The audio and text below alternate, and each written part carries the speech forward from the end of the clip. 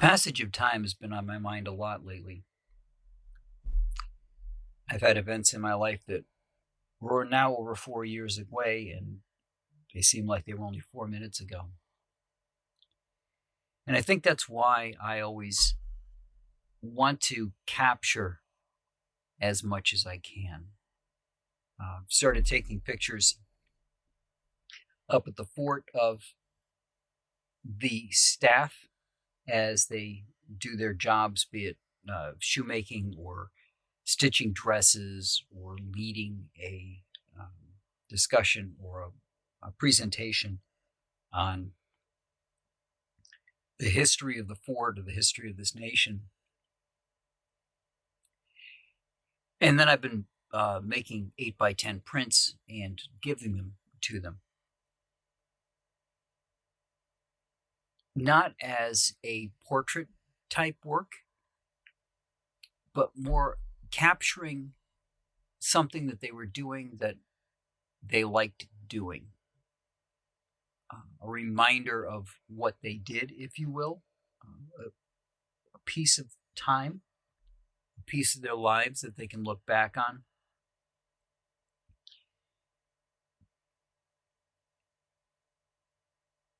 And I could say, well, the things that have happened to me that have caused me to think more about this were those moments in my life. But honestly, I've been capturing images back when I was very young. My parents used to do slides. For those who don't remember slides, it's a print about the size of a negative, so like an inch by an inch at most. And it was mounted in this little cardboard frame. You put it in a device that then pushed light against it, and it projected on a wall. So unlike a negative, it wasn't the reverse of the colors. It was a print on a transparent piece of material. And they used to do that for trips and things that they went on. And my mother had a little camera. I think it was a Bell & Howell. And it had the weirdest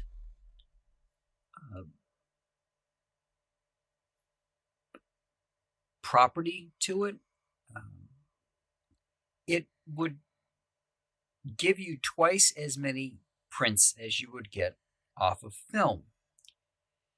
So back in the day, film came in a canister, and I know some people still shoot film today, but the canister had a strip of material in it that would allow for a certain number of photographs. So you go by 24, for example, or 36. And your ISO was pretty much fixed by the film that you were putting in. But this camera actually took a picture every half of what would be a normal frame. So if you bought a roll of 24, for example, you would get 48 pictures out of it. Now, they weren't as detail rich as a full would be, obviously, because it's half the size. It only has half the room to put the detail in that it wants to keep. But back then, I would use the camera and take pictures of things, basically snapshots,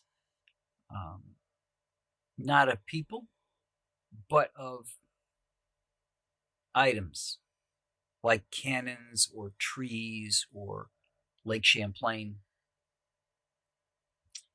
Then when I hit college, I started taking pictures with a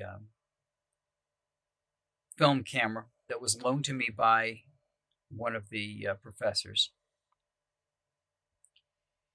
and started taking pictures of people, and even ended up with working for the local or the college newspaper,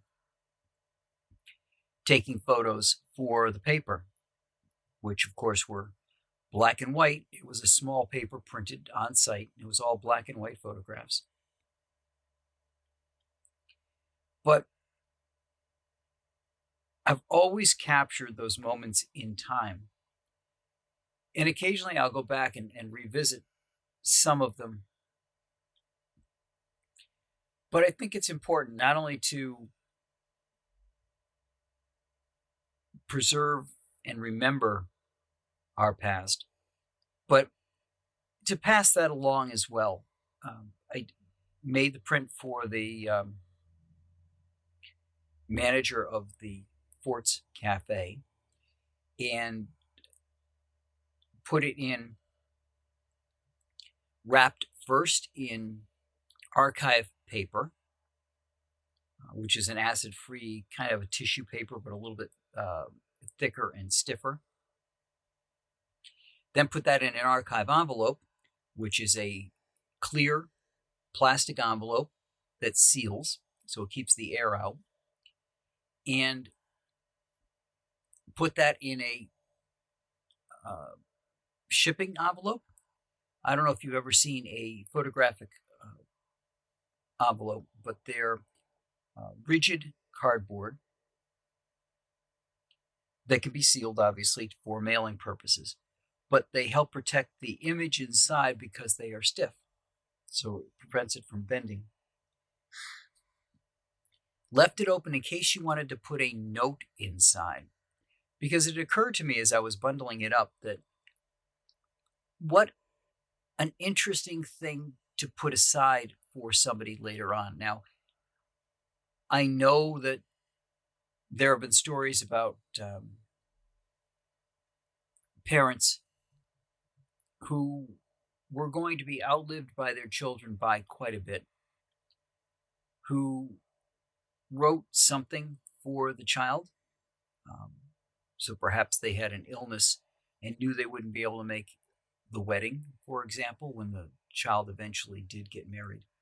And so they may have written down a note for their child at that time, or high school graduation or college graduation or whatever the event might be. But in this case, I thought it would just be kind of cool for there to be this captured moment in time, the year that the girl was born,